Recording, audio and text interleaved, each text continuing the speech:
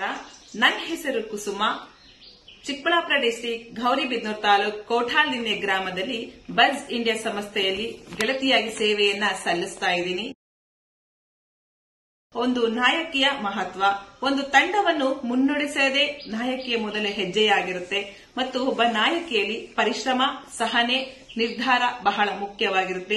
ಎಲ್ಲರನ್ನ ಪ್ರೋತ್ಸಾಹಿಸಬೇಕಾಗುತ್ತೆ ಒಂದು ಗುಂಪಲ್ಲಿ. ಮತ್ತೆ ಒಂದು ಗುಂಪಲ್ಲಿ ಪ್ರತಿಯೊಬ್ಬರಿಗೂ ಬೆಳೆಯುವ ದೃಷ್ಟಿಕೋನವನ್ನು ಇಟ್ಕೊಂಡು ಮಾತ್ರ ನಾವು ಮಾತಾಡಬೇಕಾಗುತ್ತೆ.